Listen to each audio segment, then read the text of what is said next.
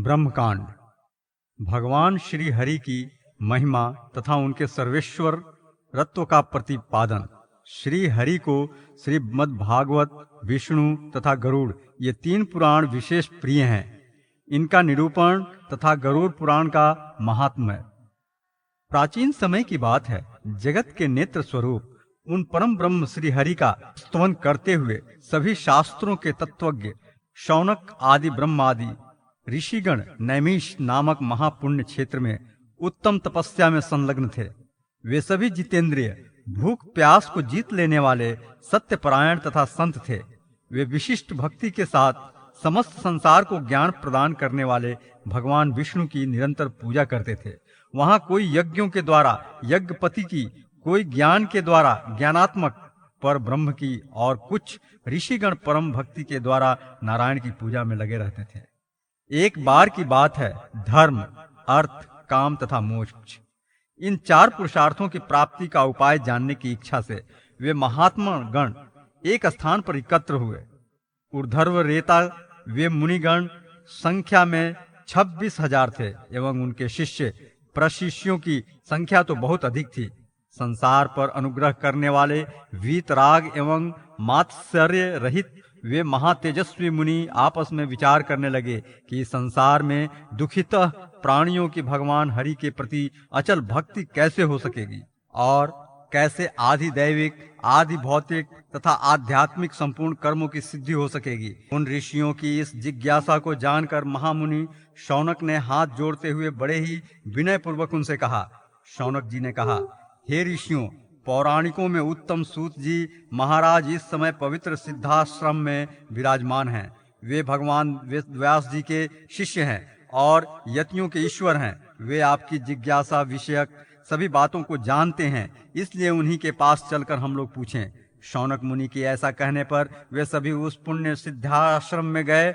नैमिषारण्यवासी उन ऋषियों ने सुखपूर्वक आसन पर बैठे हुए सूत जी से पूछा। ऋषियों ने कहा, हे सुव्रत, किस उपाय के द्वारा भगवान विष्णु को प्रसन्न किया जा सकता है और कैसे इनकी पूजा करनी चाहिए, इसे आप बताएं। साथ ही यह भी बतलाने की कृपा करें कि मुक्ति का साधन भूत तत्व क्या है। इस पर सूत जी महाराज ने कहा, हे ऋषिगणों, भगवान विष्णु, देवी लक्ष्मी, वायु, सरस्वती, शेषनाग, गुरुश्रेष्ठ, कृष्ण द्वय पायन व्यास जी को नमस्कार कर मैं अपनी बुद्धि के अनुसार वर्णन करता हूँ। आप लोग उन श्रेष्ठ तत्व स्वरूप भगवान हरि के विषय में सुने। ऋषियों, नारायण के समान न कोई है, न हुआ है और न भविष्य में ही कोई होगा। इस सत्य वाक्य के द्वारा आप सभी के प्रयोजन को सिद्ध कर रहा हूँ। शौनक जी ने पूछा, हे मुनि श्रेष्ठ, सर्वप्रथम भगवान विष्णु को क्यों नमस्कार करना चाहिए? हे विद्वान, हे सुव्रत, या आप बताने की कृपा करें। सूत जी बोले, हे शौनक, सभी वेदों के द्वारा एकमात्र वेद जानने योग्य वे हरि ही हैं। वेदादि शास्त्रों तथा इतिहास एवं पुराणों में उन्हीं की महिमा गाई गई है, इसलिए वे विष्णु सर्वप्रथम वंदनीय हैं। वे विष्णु ही सब में ज्ञान स्वरूप प्रकाशित हैं, इसलिए हरि प्रणाम के योग्य हैं। वे सभी में वर्तमान हैं और सबसे बढ़कर हैं, इसलिए भी वे हरि सर्वप्रथम नमस्कार करने योग्य हैं। भगवान विष्णु के समान न कोई देवता है और न वायु के समान कोई गुरु। विष्णु पदी के समान कोई तीर्थ नहीं है और विष्णु भक्त के समान कोई भक्त नहीं है। कलियुग में सभी पुराणों में 3 पुराण भगवान हरि को प्रिय और मुख्य हैं। उनमें भी कलिकाल में मनुष्यों को कल्याण करने वाला श्रीमद् भागवत महापुराण मुख्य पुराण है। इसमें सबसे सर्वश्रेष्ठ सृष्टि हुई है, उन श्री हरि का प्रतिपादन हुआ है, इसलिए यह भागवत पुराण श्रेष्ठ माना गया है। इस पुराण में भगवान विष्णु से ही ब्रह्मा और महेश आदि की सृष्टि बताई गई है। हे विप्र, इसी प्रकार इसमें अनेक प्रकार के अर्थों का तथा तत्व ज्ञान का निरूपण हुआ है। इन्हीं सब विशेषताओं के कारण यह भागवत श्रेष्ठतम पुराण माना गया है। इसी प्रकार विष्णु पुराण तथा गरुड़ पुराण को श्रेष्ठ कहा गया है। कलियुग में ये 3 पुराण भगवान के लिए प्रधान बताए गए हैं। उनमें भी गरुड़ पुराण की विशेषता कुछ अधिक ही है। यह गरुड़ पुराण 3 अंशों में विभक्त है। इसके प्रथम अंश को कर्मकांड, द्वितीय अंश को धर्मकांड और तृतीय अंश को ब्रह्मकांड कहा जाता है। उन तीनों कांडों में भी अंतिम यह ब्रह्मकांड श्रेष्ठ है। हे विप्रों, इस तृतीयांश अर्थात ब्रह्मकांड के श्रवण से जो पुण्य होता है उसे भागवत श्रवण के समान पुण्य फल वाला कहा गया है। इतना ही नहीं, इस ब्रह्मखंड के पारायण से वेद पाठ के समान फल प्राप्त होता है, इसमें संदेह नहीं है। हे विप्रगणों, इसके पाठ करने का जो फल कहा गया है वह केवल श्रवण करने से भी मिल जाता है। भगवान हरि ने ही व्यास रूप में अवतरित होकर भागवत, विष्णु, गरुड़ आदि पुराणों की रचना की है। विष्णु धर्म का प्रतिपादन करने में गरुड़ पुराण के समान कोई भी पुराण नहीं है। जैसे देवों में जनार्दन श्रेष्ठ हैं, आयुधों में सुदर्शन श्रेष्ठ हैं, यज्ञों में अश्वमेध श्रेष्ठ है, नदियों में गंगा श्रेष्ठ है, जलजों में कमल श्रेष्ठ है, वैसे ही पुराणों में यह गरुड़ पुराण हरि के तत्व निरूपण में मुख्य कहा गया है। गरुड़ पुराण में हरि ही प्रतिपाद्य हैं, इसलिए हरि ही नमस्कार करने योग्य हैं और हरि ही शरणीय हैं तथा वे हरि ही सब प्रकार से सेवा करने योग्य हैं। गरुड़ जी को कृष्ण द्वारा भगवान विष्णु की महिमा बताना तथा प्रलय काल के अंत में योग निद्रा में शयन कर रहे भगवान विष्णु को सृष्टि हेतु अनेक प्रकार की स्तुति करते हुए जगाना। सूत जी ने पुनः कहा, हे शौनक जी, एक बार गरुड़ जी ने भगवान विष्णु से किस प्रकार उन्होंने सृष्टि की रचना की इस विषय में प्रश्न किया था। तब उन्होंने कहा था कि हे सुब्रत, इस सृष्टि के मूल कारण अव्यय विष्णु हैं और वे व्यापक तत्व हैं। वे सर्वत्र व्याप्त रहते हैं। पूर्ण होने के कारण वे ही अवतार ग्रहण करते हैं। अनेक रूपों वाले इस दृश्य जगत को वे एक रूप बनाकर प्रलय काल में अपने में लीन करके शयन करते हैं। उनके गुण, रूप, अवयव तथा वैभव आदि ऐश्वर्यों में भेद रूप दिखाई पड़ने पर भी अभेद रूप में उनका दर्शन करना चाहिए, क्योंकि भेद रूप में दर्शन करने पर शीघ्र ही अंधकार के गर्त में पतन हो जाता है। इस समय प्रलयकालीन समुद्र में व्यापक भगवान सभी जीवों को अपने उदर में प्रविष्ट कराकर शयन करते हैं। ब्रह्मा तथा इंद्र, मरुत आदि देवों को, मुक्तों को तथा मुक्ति के लिए सचेष्ट जनों को भी वे अपने में अवस्थित करके कल्प पर्यंत स्थित होते हैं। उस समय सर्ववेदात्मिका लक्ष्मी भक्ति से समन्वित हो भगवान की स्तुति करती है। उस समय विष्णु और लक्ष्मी को छोड़कर कुछ भी नहीं रहता। प्रयंक रूप में वे ही देवी हो जाती हैं एवं वास रूप से लक्ष्मी में रूप में भी विराजमान रहती हैं। वे देवी उस समय बहुत रूपों में सुशोभित होती हैं। हे शौनक, गरुड़ को पुनः उन परम देव की महिमा को बताते हुए श्री कृष्ण ने कहा, हे विष्णु, आप सभी में उत्कृष्ट हैं। सभी देवों में उत्तम होने के कारण आप उत्कृष्ट हैं। आपके समान अथवा आपसे अधिक बड़ा और कोई नहीं है। आप ही एकमात्र अद्वितीय ब्रह्म हैं। आप में ही ब्रह्म शब्द का मुख्य प्रयोग है। अन्य ब्रह्मा रुद्रादि में अमुख्य हैं। अनंत गुणों से परिपूर्ण होने के कारण आप हरि को ही ब्रह्म कहा जाता है। गुण आदि की पूर्णता के अभाव से अन्य को ब्रह्म नहीं कहा जा सकता। गुण और काल से देश का अनंत्य होता है, किंतु देश काल में गुण या कार्य से अनंत्य नहीं होता। हे विष्णु, आप में गुणों की अनंतता है। आपको न मैं जानता हूँ, न ब्रह्मा तथा रुद्रादि देव ही जानते हैं। इंद्र, अग्नि, यम आदि देव आपके गुणों को जानने में असमर्थ हैं। देवर्षि, नारद आदि ऋषि, गंधर्व आदि कोई भी आपको पूर्ण रूप से नहीं जानते। फिर सामान्य लोगों की तो बात ही क्या है। आपसे ही देवों की सृष्टि हुई है। आपकी ही शक्ति से ब्रह्मा आदि सृष्टि करने में समर्थ होते हैं। ब्राह्मणों के द्वारा वेदादि के जितने अक्षरों का पाठ होता है वे सभी आप हरि के नाम ही हैं। आपको वे अति प्रिय हैं। मेरे स्वामी भी आप हरि ही हैं। सभी के एकमात्र स्वामी आप ही हैं। वेदों में आपकी स्तुति का गान किया गया है। ऐसा जानकर जो वेदों का पाठ करता है वह द्विजों में उत्तम है। उसे वेद पाठी कहा गया है। इससे विपरीत भाव रखने वाला वेदवादी कहलाता है। श्री कृष्ण जी ने गरुड़ जी को विष्णु तत्व बताते हुए पुनः कहा, हे महात्मन, संसार में अज्ञानी जीव द्वारा सैकड़ों करोड़ों महान से महान अपराध बनते रहते हैं, पर वे हरि बड़े ही दयालु हैं, कृपालु हैं। उनका 3 बार नाम मात्र लेने से ही वे उन्हें क्षमा कर देते हैं। कल्पनांत में शयन कर रहे उन विष्णु को इस प्रकार स्तुति करते हुए जगाया गया। वेदों के द्वारा जानने योग्य यज्ञ स्वरूप हे गोविंद, आप शीघ्र ही प्रसन्न हो जाएं और जगत की रक्षा करें। हे केशव, अब आप अपनी योग निद्रा का परित्याग कर उठें। हे आनंद स्वरूप, आप सृष्टि और प्रलय करने में समर्थ हैं। हे प्रभु, ब्रह्मा को प्रादुर्भूत कर आप उन्हें सृष्टि करने के लिए प्रेरित करें और रुद्र को सृष्टि के संहार के लिए प्रेरित करें। हे हरे, हे मुरारे, कल्पनावधि का अंत करने के लिए आप उठें। हे महात्मन, जो दुख स्वरूप अंधकार व्याप्त है उसे दूर करें। हे देव, भक्तों को दुखी देखकर आप भी दुखी हो जाते हैं। हे नारायण, हे वासुदेव, हे कृष्ण, हे अच्युत्य तथा हे माधव, अब आप उठें। हे बैकुंठ, हे दयामूर्ते, हे लक्ष्मीपते, आपको बार बार नमस्कार है। हे सरस्वती के ईश, हे रुद्रेश, हे अंबिकेश, हे चंद्रेश, हे शचीपते, आप ब्राह्मणों तथा गौओं के स्वामी हैं। आपका नाम शास्त्र प्रिय है। हे ऋग्वेद और यजुर्वेद के प्रिय, हे निदान मूर्ते, हे साम तथा अथर्व प्रिय, हे मुरारे, आप पुराण मूर्ति हैं और स्तुतियां आपको प्रिय हैं, इसलिए आप स्तुति प्रिय कहलाते हैं। हे विचित्र मूर्ते, आप कमला के पति हैं, आप शीघ्र ही उठें। इस योग निद्रा का परित्याग कर संसार में व्याप्त अंधकार को दूर कर जगत की रक्षा करें। इस प्रकार स्तुति करने पर अजन्मा विष्णु योग निद्रा का परित्याग कर शीघ्र ही जाग गए।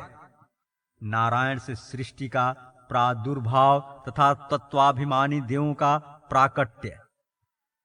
श्री कृष्ण ने कहा, हे विंतासूत गरुड़, योग निद्रा से जागने पर भगवान विष्णु की सृष्टि करने की इच्छा हुई। यद्यपि इच्छा शक्ति उनमें सदा ही विद्यमान रहती है, फिर भी उस समय उन्होंने उसी इच्छा शक्ति से लौकिक स्वरूप धारण किया और अपने उस रूप के द्वारा प्रलयकालीन अंधकार को नष्ट किया। महाविष्णु के सभी अवतार पूर्ण कहे गए हैं। उनका पर स्वरूप भी पूर्ण है और पूर्ण से ही पूर्ण उत्पन्न हुआ। विष्णु का परतत्व और अपरतत्व व्यक्ति मात्र से है। देश और काल के सामर्थ्य से परत्व और अपरत्व नहीं है। उनका पूर्ण रूप है, उस पूर्ण से पूर्ण का ही विस्तार होता है और अंत में उस रूप को ग्रहण करके पुनः पूर्ण ही बच जाता है। पृथ्वी के भार का रक्षण आदि जो कार्य हैं, वह उनका लौकिक व्यवहार है। अपनी गुणमयी माया में भगवान अपनी शक्ति का आधान करते हैं। वे वीर्य स्वरूपी भगवान वासुदेव सभी देश तथा सभी काल में सर्वत्र विद्यमान रहते हैं। इसी कारण वे पुरुष ईश्वर कहलाते हैं। हे विंता पुत्र, अपनी माया में प्रभु हरि स्वयं वीर्य का आधान करते हैं। वीर्य स्वरूप ही भगवान वासुदेव हैं और सभी कालों में सभी अर्थों से युक्त हैं। इनके अचिंत्य वीर्य और चिंत्य वीर्य के भेद से दो रूप हैं, एक स्त्री रूप है और दूसरा पुरुष रूप। हे खगेंद्र, दोनों स्वरूप वीर्यवान हैं। इनमें अभेद का चिंतन करना चाहिए। देवी लक्ष्मी परमात्मा से कभी वियुक्त नहीं हैं। वे नित्य उनकी सेवा में अनुरक्त रहती हैं। नारायण नाम से प्रसिद्ध हरि यद्यपि पूर्ण स्वतंत्र हैं, किंतु लक्ष्मी के बिना वे अकेले कैसे रह सकते हैं। मुकुंद हरि के चरणाविंद में परम आदर से शुश्रूषा करती हुई वे लक्ष्मी सदा विराजमान रहती हैं। हरि के बिना देवी श्री भी किसी देश और काल में पृथक नहीं है। माया में वे वीर्यवान परमात्मा अपनी शक्ति का आधान करते हैं। पुरुष नामक विभु उन हरि ने तीनों गुणों की सृष्टि की है। श्री कृष्ण ने पुनः कहा, जिस प्रकार भगवान हरि ने प्रकृति के 3 गुणों की सृष्टि की, उसी प्रकार से लक्ष्मी ने भी 3 रूप धारण किए, जिनका नाम है श्री, भू और दुर्गा। इनमें से सत्वाभिमानी रूप को श्री देवी, रजोगुणाभिमानी रूप को भूदेवी और तमोअभिमानी रूप को दुर्गा देवी कहा गया है। तीनों रूपों में अंतर नहीं जानना चाहिए। हे खगेश्वर, गुणों के संबंध से ही दुर्गा आदि 3 रूप हैं। इनमें अंतर नहीं है। इनमें जो अंतर मानते हैं वे परम अंधनमस्त नरक में जाते हैं। साक्षात परमात्मा पुरुष हरि ने भी 3 रूप धारण किए, जो ब्रह्मा, विष्णु और महेश कहे गए हैं। लोकों की वृद्धि करने के लिए स्वयं साक्षात हरि सत्तत्व गुण से विष्णु नाम वाले कहलाए। सृष्टि करने के लिए साक्षात हरि ने रजोगुण के आधिक्य से ब्रह्मा में प्रवेश किया और संहार करने के लिए वे हरि तमोगुण से संपन्न होकर रुद्र में प्रविष्ट हुए। वे अव्यय हरि त्रिगुण में प्रविष्ट होकर जब सृष्टि कार्योन्मुख होते हैं तो उनमें क्षोभ उत्पन्न होता है। फलस्वरूप तीनों गुणों से महत्त्व का प्रादुर्भाव होता है। पुनः उस महान नन से ब्रह्मा और वायु का प्राकट्य हुआ। यह महत्त्व रजः प्रधान है। इस सृष्टि को गुण वैषम्य नामक सृष्टि जानना चाहिए। इस प्रकार के विशिष्ट महतत्व में लक्ष्मी के साथ स्वयं हरि प्रविष्ट हुए।